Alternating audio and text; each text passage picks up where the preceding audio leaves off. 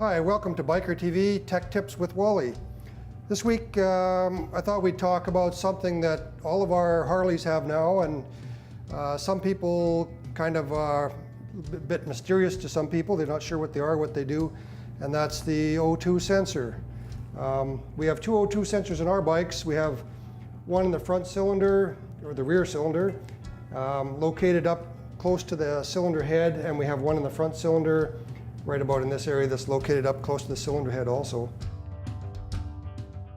They're screwed into the exhaust system, and when the oxygen enters the inside of the sensor, there's a reaction that takes place, and it actually creates a small electrical current.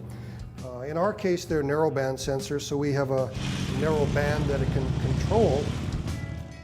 O2 sensors are very sensitive to certain chemicals, like for instance silicone, and you know that acidic smell you get from silicone. It's actually that is actually what will destroy the sensor. So even though you're not working maybe with silicone on this particular bike, if somebody was working with silicone in the room, you could still damage the sensor. We have to be more careful now. We have to make sure that any of the chemicals that we use in the shop and around the bikes are O2 sensor safe. We're creating a small voltage, as I said, with the chemical reaction with the oxygen that's coming into the sensor.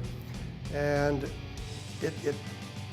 we have a computer that's operating the fuel system on the motorcycle itself.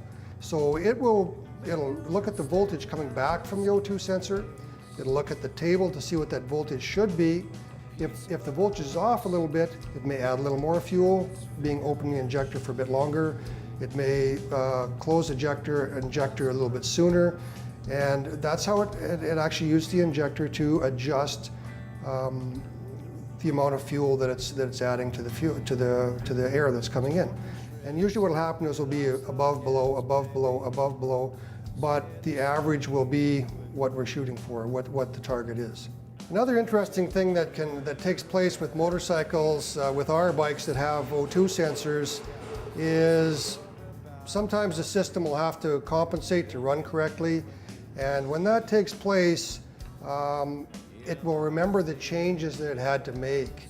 Now, an 06 motorcycle will make those changes, but the problem is once you turn your key off, it'll forget it. So when you start it up again, it has to relearn it.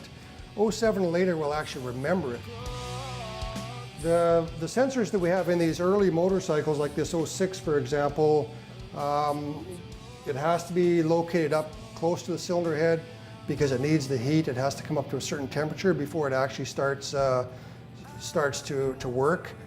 These new mini sensors that we'll find in the touring bikes are located a little bit, they can locate a little bit further away from the temperature of the cylinder head because they're heated sensors. So these will actually start working a little bit quicker than the old non-heated style sensors. Can you change an O2 sensor yourself if you think there's a problem with it?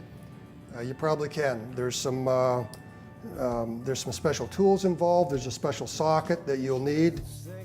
So you're going to be very careful that you don't damage any of the wiring, any of the connectors, or the O2 sensor itself. Sometimes the old ones don't come out that easy because they've been living in the exhaust system for a while.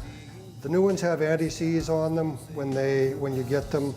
Yeah, you probably could change it yourself, but you probably should take it to your retailer to get done. If you do a small change to your motorcycle, it's like maybe an air cleaner and a mild set of mufflers. Something adaptive learning will probably tune the bike for you. If you do a major change like cylinder heads and exhaust systems, and maybe an aftermarket exhaust system, change your bore size or your stroke or whatever. At that point, your bike is going to have to probably be tuned with something like Super Tuner. So you'll have to take it into a shop and have them do it for you.